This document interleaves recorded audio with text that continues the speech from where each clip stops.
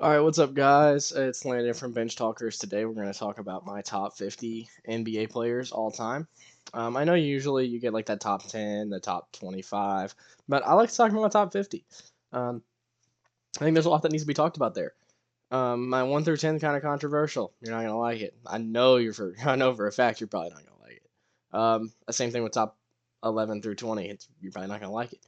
But getting down into that like 30 through 50 range, there's a lot that needs to be covered there. I don't think we should leave out talking about guys like George Gervin, guys like Chris Paul. Like those guys, they deserve to be talked about, and they never make a top 25 list. But without further ado, let's get started here. All time 1 through 10, we got Michael Jordan, LeBron James 1 and 2. Jordan was 11-0 in championship play, and that's all I really need to say about my top two. Um, LeBron has nowhere near the record in championship play. Like Jordan wins 2-0 in FIBA, 2-0 for Team USA, 1-0 in North Carolina, 6-0 in the finals. No competition, no chance. And you can rival me on LeBron. I would love to have someone who thinks LeBron is better come do a segment with me where we talk about that, where I argue LeBron, or I argue Jordan, you argue LeBron. I'll prepare for it. Let's do it. Come at me. Tim Duncan won 5 championships. You're not gonna change my mind that he's my number three. Um, Kobe, great player. Wins 4 championships, three with Shaq. I get that Kobe probably workhorse for those, but Shaq averaged 30 a game. Those runs still. He did a lot for that team, and there was a run where Shaq was out for a while and Kobe was averaging 35 a game. But Shaq comes back, and this is kind of where you see the downfall of Kobe Shaq. The duo is Shaq gets upset and he's ready to leave because Kobe's dominating and he's really not. Phil Jackson had to tell Kobe that he needed to get Shaq more involved, or you were going to lose him. And he even did get Shaq involved, and Shaq still left. And you're going to see that's why Shaq's at my 9, because I'll get into that when I talk about him. Bill Russell's at my 5. 11-0 in the finals. Um, didn't make it to the finals his rookie year. Won 11 straight. And he was the competition for Wilt Chamberlain. I'll get into Wilt Chamberlain later. Uh, Steph Curry, 5, 6. Steph Curry at 6. And I think he's higher without KD coming to town in 2017, 2018. I think without that, I don't think Steph's lower. I think Steph's my number 3. If he wins those 4 championships without KD, I think you put him there, and it's not his fault. I think he still could have won those championships with KD not there. I've got Magic at my 7, and the only reason he's one higher than Kareem is he gave Kareem one of his championships. He stepped up, played the 5 with Kareem out in the Game 6 and Game 7, beat the Celtics with Larry Bird. Rookie Magic, keep in mind. And then same thing with Kareem. Kareem deserves to be there. He won the Bucks their first championship, their only championship until 2021, with Oscar Robertson, of course. But Kareem, obviously, the driving force. That's when he was in his prime, right before he got to the Lakers. And I think that Kareem has the edge over Shaq because he was able to mix well with his other players. Shaq was not. Shaq bounced around a lot towards the end of his career because he couldn't get along with Dwayne Wade after he left the Heat. He couldn't get along with Kobe after he left um, the Magic, and he left the Magic because he was too stubborn to stay at the Magic. The Magic were going to give him, I think, it's like $1 million less a year to play for them, and he championship hunted and went to the Lakers. You can't blame him for that, but um, loyalty is a big thing for me, and you're going to see that with the podcast, with videos like this. Loyalty from players is big for me. Larry Bird, there's not much for me to talk about with Larry Bird. The championships are there. And I think you put him on the top 10 list just because he rivaled Magic so well. Like those two, decent friends off the court, hate each other on the court. Night in, night out, whether they were playing each other or not, they were taking shots at each other. They played in the finals. I don't know how many times, it was a lot. It's probably the best rivalry we've ever seen. And I think we could have seen that from LeBron and Curry if KD hadn't stepped in. As you can probably tell by now, I don't like. I love Kevin Durant as a player. As a person, I don't like him. He took away probably what could have been the biggest rivalry in basketball history with Steph and LeBron, and he came in right in the middle of it and took it away. And I'll never forgive him for that.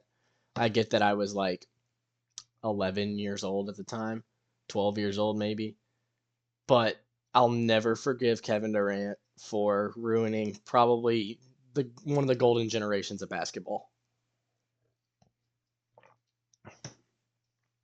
All right, moving on to number 11 through 20. I've got the greatest defender on the court ever as Kevin Garnett at my number 11. Wilt Chamberlain at 12. People will say this is too low. I don't care. Um, he didn't win the finals until after Bill Russell retired. He had to wait for Bill Russell to retire to win a championship. By that time, Jerry West was already on the team. Elgin Baylor was already on the team. He went 0 and 8 his first 8 years because he couldn't handle Bill Russell. I get it. Bill Russell, dominant player, very strong player. But everybody makes this case. Wilt Chamberlain scored this many points in a game. Wilt Chamberlain averaged 50 for a season. Wilt Chamberlain averaged 25 rebounds in a season. Doesn't matter if you can't win. If you can't win, I don't care. You're not as good. And that's why Bill Russell is so much higher than Wilt Chamberlain. Dirk.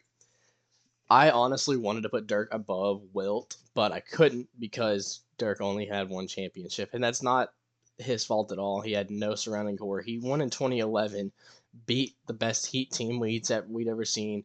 LeBron, Chris Bosh, D Wade, beat them with his next best player is probably JJ Barea and Sean Marion. Yeah, we got to talk about that. I got Hakeem next, probably best defending center to ever touch the floor. His dream shake unmatched, probably the best scoring move we've ever seen.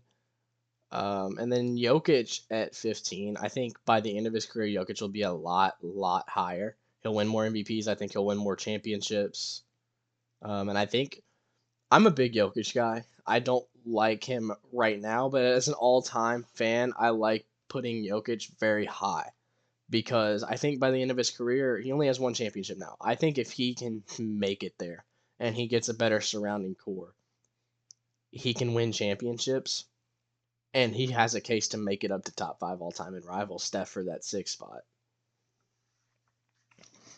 Next, I have Julius Erving. A lot of people don't know about Julius Erving. He was ABA MVP a lot of times, came to the NBA, did a lot of good things in the NBA. Played for the Sixers, played for the Nets, won some championships. Didn't really have a good surrounding core. Kind of had to do it himself, kind of like a lot of guys did back then. Jerry West. I don't have Jerry West higher, and he's my number 3 point guard on this list because he had Elgin Baylor, because he had Wilt Chamberlain, and because he went to the final 7 times before he won. Next, I have Giannis. Giannis is honestly a little high for me, but I put him there for recency bias. He dominates the league. He has been for the last 6, 7, 8 years. Had one of the biggest glow ups. I think he gained, like, in 3 seasons being in the NBA, he gained 2 inches and 80 pounds. And he became unguardable. You get him, he crosses half court with the ball going full speed. You're not going to stop him. He's going to dunk it on you. It doesn't matter. John Stockton at 19. Number 4 point guard all time for me. League leader in assists all time. I think that is the most unbreakable record you'll ever see. Chris Paul, probably the next greatest passer we've ever seen.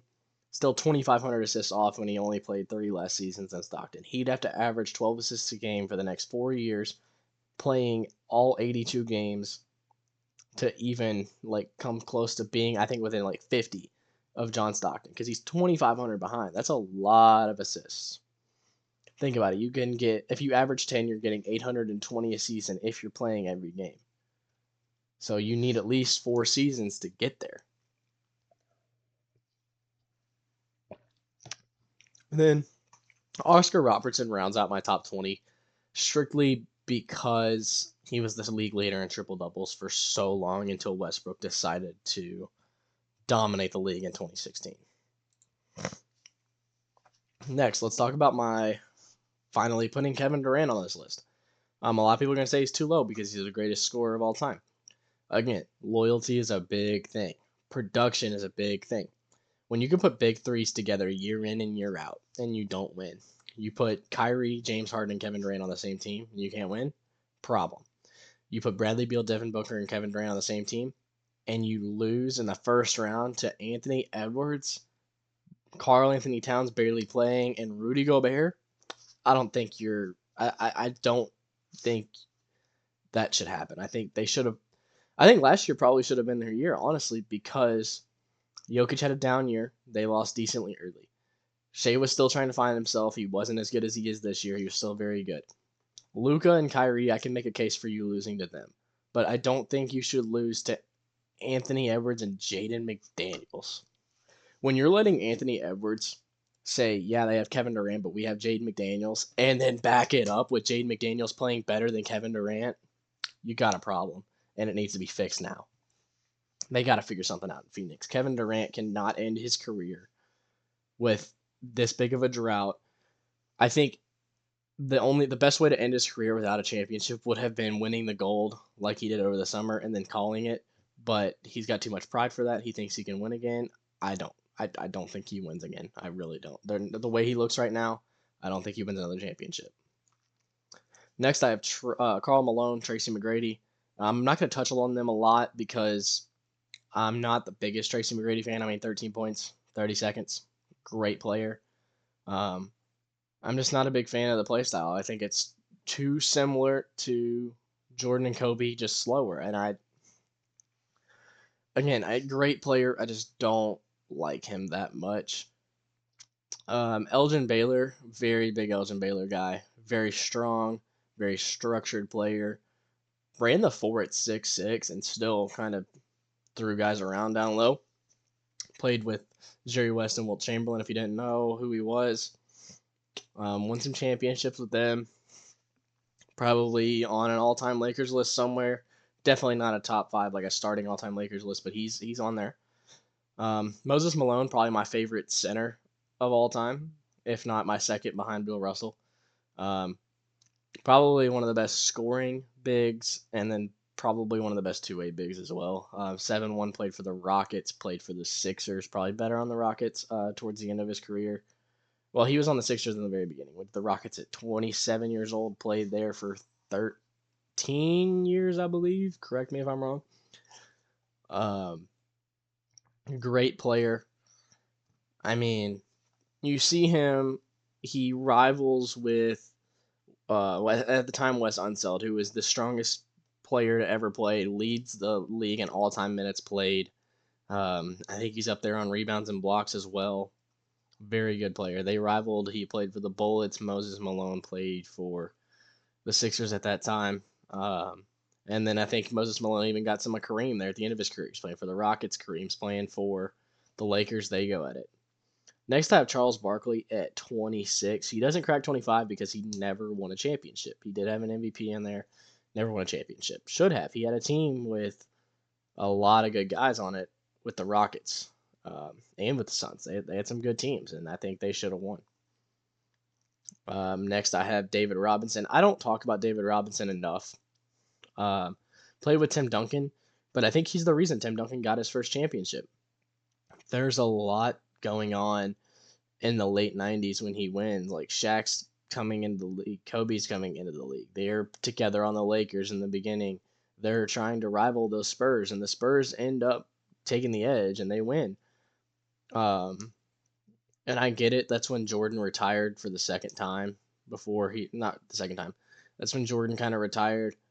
Went to the Wizards ish. Like, it was a weird time for the Jordan fans, for Jordan era.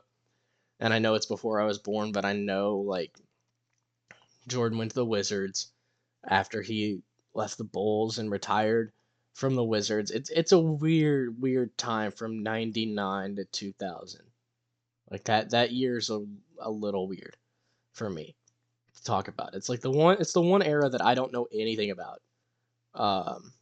And I'll do some research on that because it's an important time period. It's like a transitioning from the Bulls to the Lakers, back to the Lakers, because it went from, like, it started out like Celtics, Lakers, Celtics, Lakers, Celtics, Lakers. Then you see the Bulls come in, and then it goes back to the Lakers, and then in the 2000s you see the Lakers stay on top, but you get the Suns to mix in, the Spurs stay in there. Even the Heat start to come in a little bit, and then it goes back to the Lakers are always there. The Celtics had a drought up until like 2022, and that's why you see a lot of Lakers players on this list over Celtics because the Lakers have just dominated history. Next, I have Isaiah Thomas. I think he would be higher if he was able to beat Jordan at least once, and he wasn't. It didn't happen. I think it did happen in 95, 94, maybe before the year before Jordan went to. I don't remember exactly. I know he beat him early on before he started his first three-peat, but I think he may have beat him after that once. I'm not 100% sure. Don't quote me. Um, Dwayne Wade at 29, kind of that driving force for LeBron to win his first championship, gave Shaq his fourth championship and an edge over Kobe. Um, and I think my biggest thing for Dwayne Wade is he was drafted number 2 in that class with LeBron, and he won the first championship of that class before LeBron did. And I think that's a big thing for him to be able to be in the same draft class as the highest touted prospect ever and to win a championship before him. Great resume. Rick Barry, if you don't know who Rick Barry is, he's the father of the granny free throw. Probably one of the best scorers to ever play. And he is on that all-time Warriors team for me. It's Steph, Chris Mullin, Rick Barry, Kevin Durant, and Will Chamberlain. Rick Barry had a very good hook shot mid-range game. Not much of a deep shooter, but very, very good from like 15 to 20 feet. Next, we've got 31 to 40. Chris Paul doesn't crack my top 30 because he didn't stick with like the Clippers or the Rockets. I think if he sticks with the Rockets, James Harden stays with the Rockets. And those two were the closest thing we ever saw to beating the 2017 Warriors. They took them to 7 games. With Chris Paul hurt, they even took him to 7 games, but Chris Paul was a big factor in them taking them to 7 games. He won the first 2. They're up 2-0. But Chris Paul falls because he's team hopping. He was at the Wizards for the shortest time we've ever seen somebody on the team. But Warriors, Spurs, Suns, he wasn't there very long for either team. Next, I've got John Havlicek. If you don't know John Havlicek, he played on the Celtics kind of in between Bill Russell and Larry Bird. He did play with Larry Bird, but it was more or less kind of like that transitioning period. Scottie Pippen, I'm not huge on Scottie Pippen. He tries to say that he would win more championships than Jordan if they were on separate teams. I don't agree with that at all. I think Pippen, like he would have been if he had drafted somewhere else, he would have been with the Pistons earlier on with Thomas. And I think they would have won championships, but I still think Jordan dominates. I still think Jordan gets 6. I still think Jordan goes undefeated in the finals. I don't care who's on that team with him. I think Jordan wins 6 no matter what you do. Next, I've got Bob Pettit. Very, very good big man. He's the closest thing we ever saw to beating Bill Russell as well. I always talk about guys that came close to beating dominant players. And you can say Wilt's the closest to beating Bill Russell, but he never even came close to it. Bob Pettit was taking Bill Russell in series like very, very, very close. Bob Pettit's first championship, or not, I don't think it was his first, but Bob Pettit's last championship, it definitely his last championship, was beating rookie Bill Russell early, like first or second round of the playoffs. And to be that one guy that you rival with, and I think it sucks that no one talks about it because they always talk about Wilt and Russell. I think the true rivalry in the 50s and 60s was Bob Pettit and Bill Russell because the Eastern Conference Finals was so good then. If you look at the box scores, if you look at what little film we do have, you see Bob Pettit and Bill Russell go at it. Next, I got James Harden, best step back we've ever seen. Very good scorer. We had, and this is almost making me laugh, we had guys guarding James Harden from behind because they were scared of his step back in 2018. There's a video of Ricky Rubio getting behind him on his back right hip and standing there and forcing him to drive down the lane because they didn't want him to step back on him. because it was going in no matter what happened. He would throw you to the ground, he would move you out of his way, and he'd drain a three. Next, we have George Mikan. I call him the father of the Lakers. First, kind of like big Laker name. We've got a drill called the Mikan drill that helps you practice with your layups in your close game. It's not a very like effective drill, but if you got a basketball drill that's still used universally and it's 2024 and you played in the 30s, you're doing something right. Next, I got Kawhi, probably one of the best perimeter defenders we've ever seen, best two-way players we've ever seen. He's got two championships, one where he carries the Raptors, one where he kind of is not a star but a big role for that 2014 Spurs team. And I think there's a lot to that. Without Kawhi, I don't think they win in 2014, and definitely without Kawhi, the Raptors don't win. They don't come close. They get first round eliminated, maybe not even make the playoffs that year. Next, I got Jason Kidd. I don't talk a lot about Jason Kidd because I don't really care for him that much. I mean, he's good, but he didn't win enough. I mean, he is one of the best development point guards. I think you see him develop Dirk Nowitzki a lot more than Dirk would have been developed if he didn't get Jason Kidd ever. Next, I got Patrick Ewing, and I don't like Patrick Ewing. If you ever want to talk Knicks with me, I don't like Patrick Ewing. Never have, probably never will, and you're not going to convince me anything. Don't think he deserved to be on the Dream Team. I mean, he deserved to be on the Dream Team. I don't think he deserved to start on the Dream Team over David Robinson. I also don't think that he gave the Knicks enough. I think there's a lot more that he could have done in New York.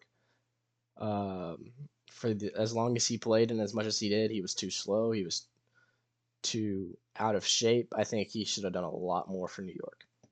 Same thing with Steve Nash. Like Steve Nash is a great guard, but kind of same thing as Jason Kidd. He's more of that like I develop other players. Shouldn't have won 2 MVPs. Those should have both gone to Shaq. Shaq should have 5 MVPs, not 3 or however many. He should have 4, not 2, whatever. Steve Nash is the reason for that. And as you look at this list, it's kind of me like hating on players for not being higher, but they do deserve to be here. But I don't think like Scotty, um, Jason Kidd, Patrick Ewing, Steve Nash, I don't think they deserve to be any higher. You'll never change my mind. 41 through 50 is kind of a gray area because there's 5, 6 guys that a lot of people on here probably either never heard of or don't think about. Like, for instance, Bob Cousy, top 2 to 3 Celtics point guard to ever touch the court. Played with Bill Russell, played with John Havlicek in early years. He was good. He won championships with Bill Russell, and I think Bill Russell made him better, definitely. I don't think that he ever would have won a championship by himself. Don't think it would have happened because he was playing against Jerry West on the Lakers. You take Wilt Chamberlain out of the equation, you take Bill Russell out of the equation, and you have Bob Cousy versus Jerry West. I think Jerry West wins 10 times out of 10. Don't think it's close. But Bob Cousy has the resume because of Bill Russell, and you can't not put him up here because he does have 7 championships. Allen Iverson would be so much higher if he had ever won a championship, but he just never had the team. He had an old, broken down Barkley and Mutombo at one point in time, and I think that's the best surrounding core you ever had, and it's not gonna get it done when you've got Shaq and Kobe in the West, and then you've got early LeBron in the East. Like I don't think you can get it done. Let's see. Elvin Hayes. If you don't know about Elvin Hayes, he played with Wes Unseld for the Washington Bullets. They won some championships together. Rivaled Julius Erving in the early 70s together. And it was a good time for basketball. Like that's when basketball really, really started to pick up. So in the 60s, if you didn't know, is when basketball started to be televised more. And players start to get idolized for the first time. Like we start seeing like Dr. J gets his nickname. You see Elvin Hayes and Wes Unseld look like an unstoppable duo. They're both big guys. They're both very strong. And you see that. You see the promos start to come out. You see advertisements with players in them. They also had Manute Bol on that team at one time. That Washington Bullets team really drove basketball from just old men in the evenings going to games in their hometown at small courts and high school gyms to you really see like these arenas coming around where like they're starting to build big places where concerts are happening and you're starting to put courts in there and they start turning from just venues to basketball arenas. And I think this 60s and 70s Bullets team has a big and underappreciated value here that not a lot of people look at. And I'm going to make a video talking about teams, best teams from certain generations, generational teams, like where they should be, all time teams, that kind of thing. And I think the Washington Bullets they're probably the most underrated generation of a team you could ever find. And I can make a even bigger case, but I'm not going to get into it today because I'm talking about individual players here. George Gervin, don't know George Gervin. Probably, I give him number 2 Spur all time behind Tim Duncan, over David Robinson just because he did it by himself for so long. He scored at a high level, one of the best single game performances we'd ever seen before we started seeing these 70-point games in the modern era. Uh, Very good player. If you don't know a lot about George Gervin, I recommend you go look him up. He's fun. He's not like the funnest guy to watch, but I like to watch him because he's an old school player. If you know me, you know that I like the old school style player. That's why I like Jokic. That's why I like. I won't say another modern player because they're not really that old school. I mean, Shea a little bit because he doesn't shoot a ton. He does get to the basket a lot, but I think Jokic is the closest you can find to an old style player. Team first mentality, getting to the bucket when you need to. He does shoot a lot, but he gets to the basket when it's grit and grind time. You know, he knows what he needs to do. Next, I've got Clyde Drexler. And there's not much for me to talk about with Clyde Drexler. Best dunker we've ever seen. Rivals Jordan in the dunk contest. Doesn't win a lot, so there's not really a case for him to be any higher. But I don't think you can put him any lower. He has to be on this list somewhere, and I think this is the perfect spot for it. My last 5, you could make arguments for guys that didn't make this list to make this and these guys to not be on it, but these are my last 5. And um, if I was to make this video 6 months from now, this 5 could change. It very well could change because someone that's just out could make it in, or I could research more and find guys that are better that should be up here. But Willis Reed, he also played in that time with Elvin Hayes and uh, Dr. J, and he played with Walt Frazier, who I'm going to talk about next. They played on the Knicks together. And they're kind of, again, in that era that kind of pushed for basketball to be more recognized and televised. And I think without these guys like Willis Reed, Elvin Hayes, Dr. J, George Gervin, you don't see basketball the way we see it today. If it's a dead period like that was for 3 or 4 years after Bill Russell, after Wilt Chamberlain, before the merger between the ABA and the NBA, if it doesn't merge, I don't think you see basketball the way we see it today. I think it could still be. I don't even know if you see it in middle schools and high schools without these guys, um, because these guys are the reason that basketball got big. And again, I'll get into that another day. Russell Westbrook, all-time leader in triple doubles. He's had a fall off. I think he would be a lot higher with a championship or two. But he again, we see team hopping. We see him go Rockets, Wizards, a little bit on the Jazz. Never really played that much. I don't even know if he played a game for the Jazz. Goes to the Nuggets, like Lakers there for a little bit. Like he bounced around a lot. And I'm not saying that's on him. The organizations kind of did that to him, but I will say his mentality didn't do a lot for him in staying on one team after he left OKC. Next, I have Reggie Miller, and I'm big on Reggie Miller because of his way to create shots when defense was at its best in the 90s. So there's clips, and I think it's the best clip I've ever seen of Reggie Miller. He's got, I don't remember who on his team set the screen, but someone sets the screen on Bill Cartwright. Jordan's got to decide to go over or under. One play he goes under, Reggie Miller hits it way over top. Next time, the exact same spot on the court, next time down the court, same guy sets the screen on Bill Cartwright. Jordan's like, I'm going to go over top of this one. Reggie Miller shoots it off balanced over his head. Makes both of them. And I think that's where you see Jordan's biggest adversary, I think, is Reggie Miller. Because Reggie Miller met him in the conference finals year in and year out. Reggie Miller actually got a championship. It was when Jordan wasn't there, but he's that closest thing we see to an adversary, like I talked about with Bill Russell and Bob Pettit. I think Jordan's biggest adversary came from his own conference. I don't think he had that finals like opponent year in and year out because it was always somebody different from the West. Last, I've got Kevin McHale, and he's kind of that in between era with John Havlicek again. Like I talk about, bringing basketball to light. He helped develop Larry Bird a lot, and he coached those. He coached some of the teams that had late Larry Bird and um, that had coached against like Jerry West when they had Magic and Kareem.